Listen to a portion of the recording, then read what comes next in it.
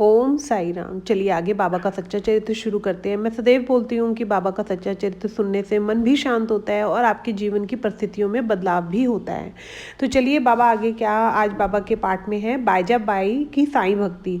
बाबा बायजा माँ को बहुत मानते थे और क्यों मानते थे वो आज आप इस पाठ के द्वारा जानेंगे। शुरू शुरू में बाबा की मस्त कलंदरी रहनी देख के लोग उन्हें पागल फकीर कहते थे, लेकिन कुछ लोग ऐसा भी थे जो बाबा को ईश्वर मानते थे। उनमें से एक थी बाईजाबाई, तात्या कोते की माँ। दोपहर होने पर वह एक टोकरी में ज्वार की रोटी और साग लेके बाबा को ढूंढती फिरती, कड़ी धूप में 2-4 मील घूमती, गांव के बाहर भी घूमती और जहां भी बाबा मिले उन्हें बड़े दुलार से खिलाती। ये बाबा को इतना प्रेम करती थी कि अपना पुत्र मानती थी बाईजा माँ, और बाबा भी उन्हें अपनी माँ की तरह ही लेते थे। जब बाबा शुरू शुरू में आए तो माता उन्हें खाना बनाने के लिए अपना खाना बनाती बाईजा माँ, और फिर उसके बाद बाबा के लिए वह खाना लेकर घंटों मीलों तक चलकर बाबा को ढूंढती और बाबा को भोजन अपने हाथों से बड़े प्यार से खिलाती। आगे हैं कभी बाबा उन्हें धुन में रहते तो वह घंटों उनके होश में आने तक बैठी रहती। उनकी आंखें खुलने पर उन्हें जबरन खिलाती। ये उनकी भक्ति देखकर बाबा भटकना छोड़कर मस्जिद में ही बैठने लगे। बाईजा बाई की सेवा बाबा ने समझ ली थी और उनके बेटे का कल्याण भी हो गया। आगे यह सिलसिला उनके बेटे ने भी शुरू किया। वह भी बाबा को भोजन लाते और तात्या और खंडोबा के पुजारी महालतापति, इन दोनों के बाबा पर बहुत भक्ति थी। बाबा को भी उनसे प्यार था। वे दोनों रात में बाबा के साथ ही सोते थे। देखिए महालतापति और बाईजा माँ के जो बेटे थे तात्या जी, वे भी बाबा के साथ कभी कभी रात में द्वारका माई में या मस्जिद में या चावड़ी में सोते।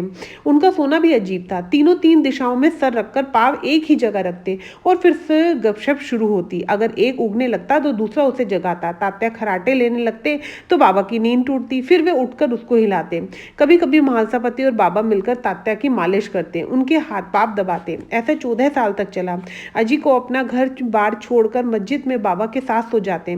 उनके प्यार और श्रद्धा के क्या कहने। बाबा बाद में तात्या के पिता के देहांत हुआ और उन्हें घर में ही रहना पड़ा और सोना जरूरी हो गया। ऐसे नसीबवान थे तात्या जी और महालतापति।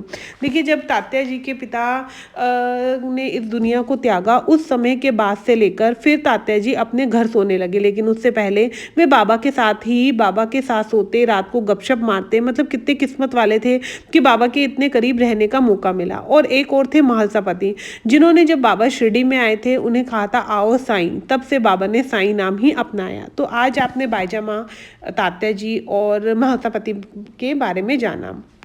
एक किस्सा और सुनाती हूँ आपको। शिरडी से करीब 1.5 मील पर राहता गांव है। वहाँ का धनी साहूकार था खुशहाल चंद। बाबा का प्यार पाने वाले भाग्यवानों में वह भी एक थे। वे मारवाड़ी थे। उनके चाचा से भी बाबा को लगन थी और उनसे मिलने बाबा कई बार उनके गांव खुद चले जाते।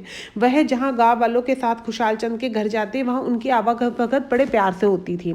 फिर कुछ समय गुजरने पर बाबा वापस आ जाते। खुशहाल चंद भी बाबा से बहुत प्रेम करते थे। एक समय वे कई दिनों तक नहीं आए तो बाबा ने उन्हें बुलाने के लिए तांगे के साथ हरि सीताराम दीक्षित को भेजा और खुशहाल चंद साथ लेकर आना ऐसा कहा, और वह राता चले गए खुशहाल चंद जी उनको लेकर आने के लिए। तो दोपहर के समय जब वे खाना खाने के लिए बैठे तो खुशहाल चंद के सपने में बाबा आए और उन्हें कहने लगे चल शिरडी चल।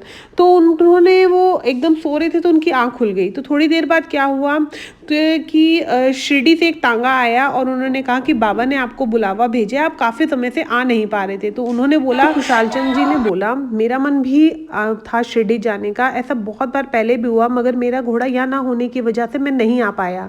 तब दीक्षित जी बोले यह जानकर ही बाबा ने मुझे तांगा देकर भेजा है। ये सुनते ही खुशहाल चंद की आंखों में आंसू भर आए और वह उनके साथ शिरडी गए।